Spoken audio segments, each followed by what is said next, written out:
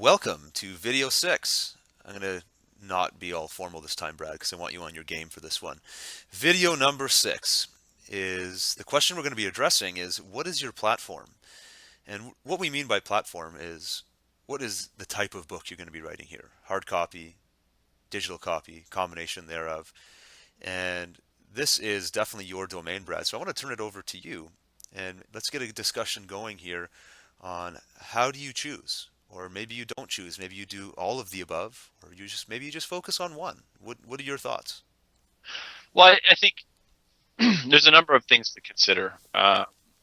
So when we talk about platform, we talk about paperback, or digital, or audio. So Right. digital could be Kindle, PDF download that you have direct on your website with a payment option. It could be any of the device platforms, any kind of electronic delivery. Even like an app. Some people have been known to put their books right inside a mobile app where the book content is the app kind of thing. That's right. Yeah. Um, and then the last one is audio, right? A lot of people are doing the Audible type content where they go into a studio and they read their book. And I think each one of these has its own pros and cons, and I think that there's a place for each of them. But I also think that you have to decide on an order. And I'll tell you that when I was doing this, as you know, if you're listening to this or you're watching this, and you're planning to go through this process, you're probably like I was at the time before I launched my book. I was buying and reading and absorbing everything I could about this kind of stuff, right? I was going everywhere for advice. I would talk to someone for a half an hour that I didn't know, just to get one little snippet that I didn't have before.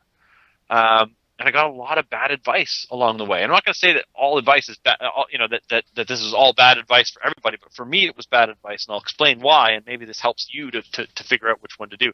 For me, with my book, paperback was the only option. There was a couple of reasons for that. The main one being I've done lots of digital. My whole business is intangible digital ebook download PDF, bits that take up space on your hard drive that gets forgotten quickly. And I wanted some sort of real world tangible success to bank on, and I wanted something. I wanted to do something unique, and so. I can't tell you how many very successful people said to me, if you want to become a bestseller, you need to publish your book on the Kindle and give it away for free for 72 hours. I remember that. I remember you getting that advice half dozen or more times, even when I was just hanging out with you at events. Because a lot of people were doing that at the time and they were getting to that status. But guess what? I'm sorry, I hate to burst people's bubble here, and I have a lot of friends that are calling themselves this, and I get it. Like you want the status, and I get it. But if your book is a bestseller that's free, it's not a best seller. It's a best mover, right? It may be on a bestseller list on Amazon, and then you start charging money for it, so people see it there and they're like, oh, that author did that. But to me, a bestseller has to sell to be a bestseller. That's just the way I look at it. So I couldn't do it because I wouldn't feel honest calling myself a best-selling author if I gave my book away. It just didn't seem honest. That's a And good point. I wonder if people don't even maybe they don't even think about that. they Or they don't. just think it's semantics, maybe. And in this day and age, it's pretty easy to call yourself a bestseller. If you really want to become a bestseller in a specific category, Yeah, you know, yeah. your book in Swahili large print, and stick it in that category, and nobody, or what ways to do that. But if you really want to hit some major lists, you've got to think more strategically, and you've got to actually think about how you're going to sell books. Because I wanted to get noticed by the traditional world of business and publishing. In the world that I operate in, I've already made a name for myself. I wanted to leverage out of that. So for me, bestseller had to be a paperback for a couple of reasons. One, because I wanted to become a bestseller, so I didn't want to launch paperback, Kindle, audiobook all on the same day and segment my sales into 3 different channels and not get bestseller anywhere, Yeah. right? I force it all through one channel, and I decided on paperback because for a couple of reasons. One, I did a 72-hour book launch where I gave bonuses to people who bought multiple copies of my book. We actually had people and companies buying 400 copies of my book at a time. And in order to do that, we were giving download bonuses away, or I would come and speak at your event, or I'll do this. Different things that we would give away for different levels of purchase. You can't do that on the Kindle. People can only buy one copy of your book on the Kindle, Right. right? They can't buy 100 and give. I mean, even you bought. You're a good friend of mine. I gave you a proof copy of my book early, and then you ended up giving it back to me so I could give away to somebody else. You went and bought a whole bunch of copies of my book and gave them away. So all kinds of people did that. So I increased my royalties and I increased my sales volume, which doesn't necessarily help your Amazon bestseller rank. We can talk about that as well. But I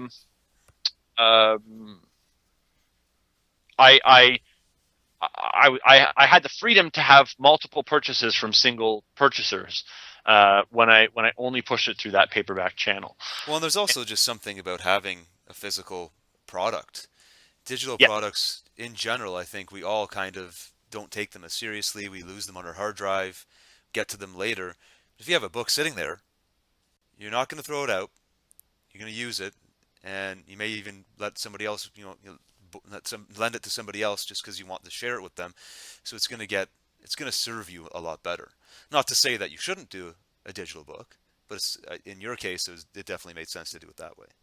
you want to take a little real estate up in people's lives, right? Well, yeah, it's a good rule of marketing. To be in their faces. You don't want it to be forgotten on their hard drive or buried on their Kindle even, because books can get buried on the Kindle. And the other thing is that when my book started to get shipped out to customers, they were, because of the type of book it was, and it was provocative and it was fun and all those things, people were taking photos of the cover and taking photos of the book and doing videos of them unboxing the book. Again, all very powerful stuff. Nobody's going to do a video of them downloading the book and opening it on the Kindle. It seems ridiculous, actually. Yeah, Look at me. I'm downloading Brad's newest book, and the download's complete. and Yeah. now it's open. Yeah, and now it's open. And now I'm going to get back to it later because I just got an email. Yeah. And so that's the reason why I did paperback. And it was very successful for me for those reasons. And for me, it worked out really well because now I'm negotiating with a proper publishing company that wants to take over the digital publishing rights of my book only. They want to take that over. They want to do Kindle and iBooks and all the different bookstores all at once for me, and they're going to provide me with marketing services, and they're plugged into other business authors that I want to work with in the future. So it's a good partnership for me. So holding back on that was actually a smart move in my case because I became a bestseller on the paperback channel. I got some legitimate interest from the publishing world, and now I have a publishing company that's looking to take this book digital for me. Not that I couldn't do it on my own, but again, the book isn't about the royalties, right? I'm not going to get rich off the royalties, so I don't mind splitting them with a publishing company if it means having a marketing arm in my back pocket and having access to other famous business authors that I admire that I may want to meet with or work with in the future. Yeah, great advice there.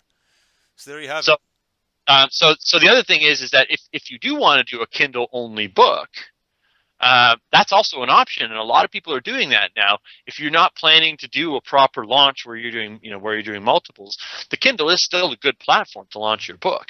But I think if you want to do a proper bestseller campaign, paperback is still the better road. Right. Well, it all makes sense, and I think everybody needs to take a serious look at that. But your case study or your example is definitely a reason for me, anyway, to probably want to start with the physical hard copy, paperback route first, and then look at other options like audiobook, which hopefully you consider doing one day for yours too, Brad. So this is something I'm going to do. Cool. All right. Well, we'll see you in the next video.